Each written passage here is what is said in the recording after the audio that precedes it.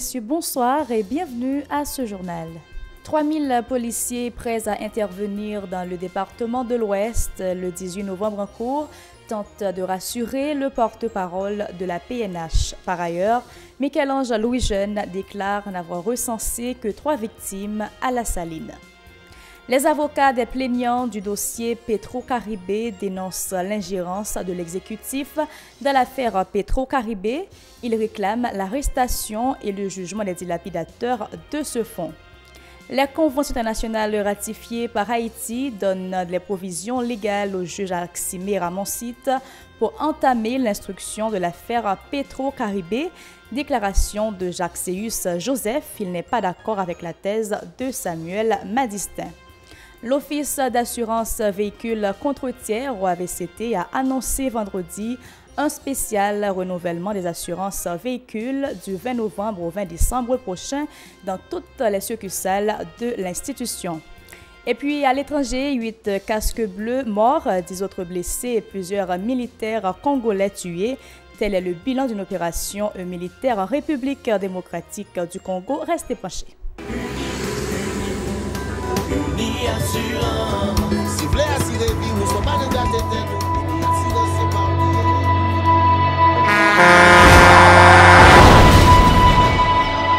En général, moun pa reme pran assurance. Yo considéré que son l'argent rejeté. Et pourtant, l'argent assurance te doué dans budget ou à côté l'argent caille avec l'argent mangé. Li là pour les deux traverser un mauvais pas. Gardez tout à côté ou. Ouais comment gros problème qu'on entre sur monde sans attendre. Mandez Dieu pardon, ça qu'arrive au tout. Une assurance dit ou précaution pas capon. Les mal arrivés, les faux amis flair saison a fait comme si on pas de jambe connaît ou. Une assurance après rétaver ou pour le dire continuer vivre la vie ou quitter ce course là nan men nous. Uni assurance. Vivez en toute assurance. La police nationale est déjà prête à assurer la sécurité dans les différentes régions du pays le 18 novembre, tente de rassurer son porte-parole. Lors d'une conférence de presse vendredi, Michel-Ange Louis-Jeune a indiqué que 3000 policiers seront déployés dans le département de l'Ouest en vue de sécuriser les manifestants. Toutefois, aucun acte de violence ne sera toléré à l'occasion, menace le porte-parole de l'institution policière. Ces propos recueillis par Mario Sylvain et David Mercius suivez. 18 novembre, toute disposition prend et dans le niveau police nationale d'Haïti et à travers les 10 départements géographiques du pays, plus spécialement les 2 départements cibles, le nord et l'ouest, pour permettre à des manifestants qui prennent la rue pour manifester, pour faire passer l'opinion, et mais il y a des gens qui prennent la rue pour occuper des activités personnelles. Mais pas oublier, 18 novembre, c'est un jour tout à fait particulier dans l'histoire du pays d'Haïti.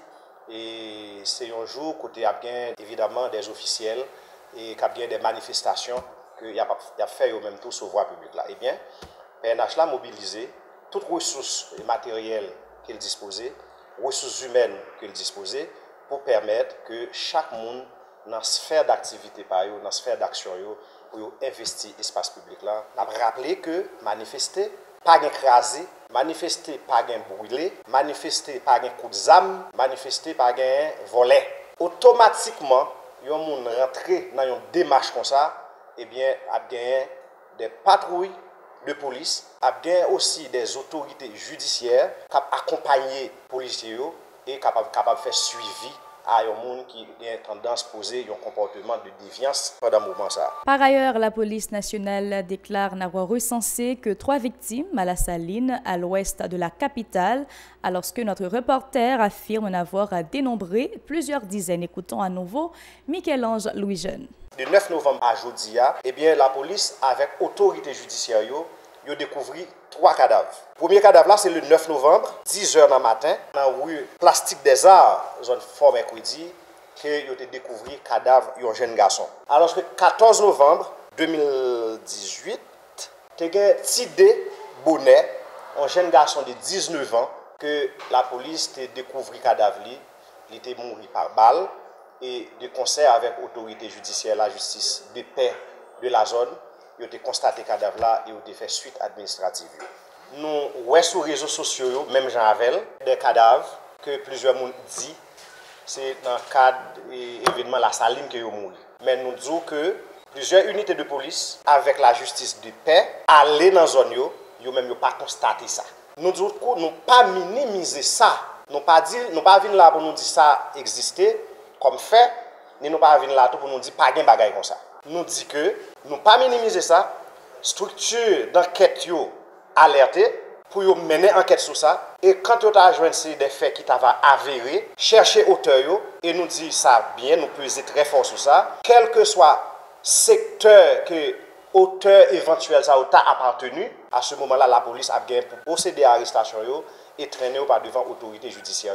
Le coordonnateur du Bureau des organisations de défense des droits humains, Jacques Seyus Joseph, condamne les actes de violence à la Saline. L'ancien conseiller électoral exhorte les instances concernées à assumer leurs responsabilités. Écoutons. Nous dénonçons ce qui passe à la Saline, le dossier de la Saline.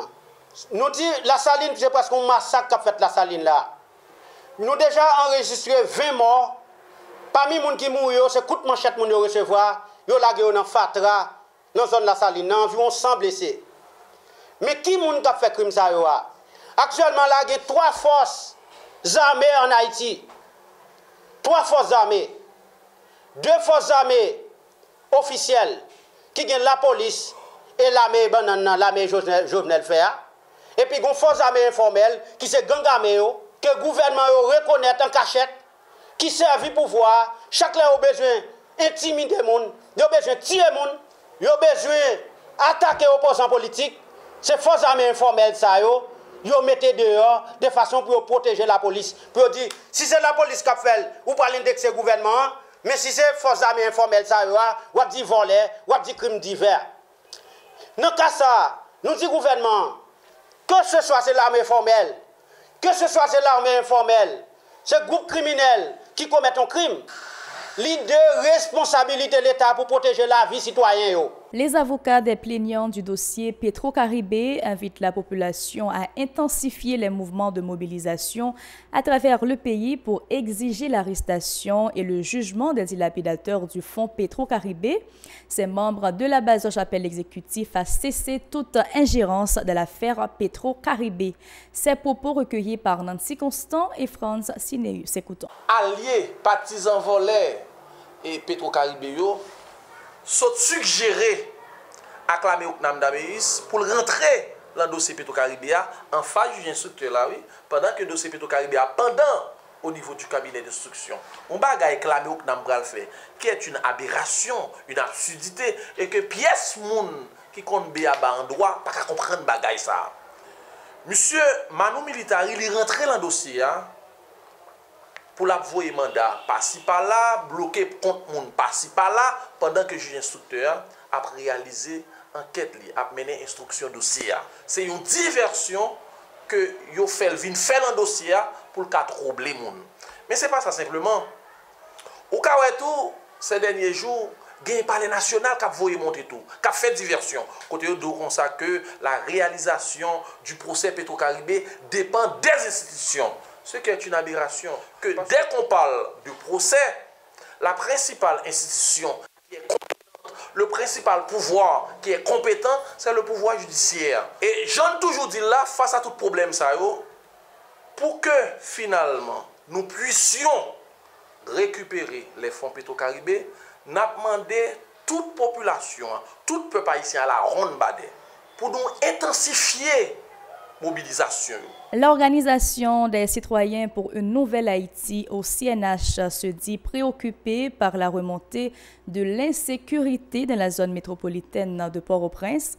Elle impute la responsabilité aux autorités du pays qui n'ont pas œuvré en vue du renforcement de la police nationale. Camille Oxius est coordonnateur de cette structure. Écoutons ses propos au micro d'Edlène Vernal et David Mercius. Lorsque vous avez l'État qui est faible, l'État qui ne répond pas à besoins de la population, la question de l'insécurité a toujours augmenté. Lorsque vous avez une crise politique, la question de l'insécurité l'a toujours augmenté. Lorsque vous avez un gouvernement, chaque mois, qui a décaissé l'argent pour services d'investigation, services d'intelligence, et comme vous décaissé en 20 services d'intelligence pas capable de résultat, c'est normal pour l'État pas capable de faire intervention. Eh bien, nous constatons c'est parce que l'État est faible. Nous constatons c'est parce que l'État pas capable de camper sur tout pied. Nous constatons c'est parce que nous avons des autorités irresponsables. Et nous constatons c'est parce que nous gagnons un service d'intelligence qui n'est pas utile, façon de supposer utile. C'est parce que nous gagnons autorité qui est irresponsable. C'est parce que nous avons une frustration d'aujourd'hui. C'est ensemble d'éléments qui permettent l'insécurité à augmenter. Et c'est ça qui fait nous demander autorité cette fois-ci, lever pied pour garder dans quel niveau ils sont capables d'agir le plus vite possible pour permettre de nous réduire quand c'est les gens qui mourent en bas main, les gens qui ont des âmes dans la rue. Cette structure a en outre appelé la population à manifester dans le calme le 18 novembre. L'OCNH a dit espérer que la police nationale prendra des dispositions pour permettre le bon déroulement de la manif. Abel Louissin est membre de la dite organisation. Écoutons ses déclarations. Lorsque la loi est tracée, la procédure à suivre pour traduire des gens qui détournaient l'argent, l'État en justice. Et donc, nous avons demandé à la société civile pour organiser davantage, organiser pour parler d'une seule voix. Et là, parler d'une seule voix, nous avons besoin d'une solution à et dossier grande corruption en Haïti. Et dernier message, c'est à la communauté internationale. Là, Haïti pas isolé et dans le monde. Et si nous pas isolés, nous avons des amis internationaux. Amis internationaux qui ont intervenu pour, une fois pour toutes, croiser la grande corruption en Haïti. Et c'est ça que fait et population la sortie de misère, de pauvreté, de absence de structure et sanitaire et absence de sécurité. Et c'est comme ça qu'on a bien une vie meilleure en Haïti. Lorsque le gouvernement Jovenel Moïse, l'issue de gouvernement tête calée sous le gouvernement Matéli, c'est un dans 3 gouvernements qui passaient dans le pays, qui dilapident fonds publics, qui dilapident comme Petro-Caribéa. Donc, si vous avez impliqué, vous fait partie de liste suspect que vous avez mettre action publique en mouvement contre vous. Comment faire dans le procès ou à la fois juger parti? Non. Si vous jugez parti, donc vous avez justice dans le sens pas. Or, qui pas bien dans le sens population. Donc, le gouvernement de Privert et Jovenel Moïse n'est pas qualifié pour nous, n'est pas qualifié pour rendre justice à la population dans le cas de grande corruption parce que l'est à la fois juge et parti. C'est le moment pour nous de vous accueillir à la page internationale. Mesdames, Messieurs, restez branchés.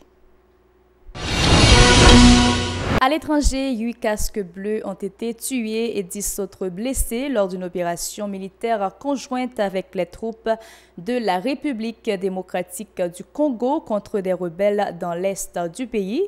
Il s'agit de membres de la MONUSCO, des hommes du Malawi et de Tanzanie. C'est le porte-parole de l'ONU, Stéphane Dujarric, qui l'a annoncé et condamné avant de préciser que plusieurs militaires congolais avaient également été tués.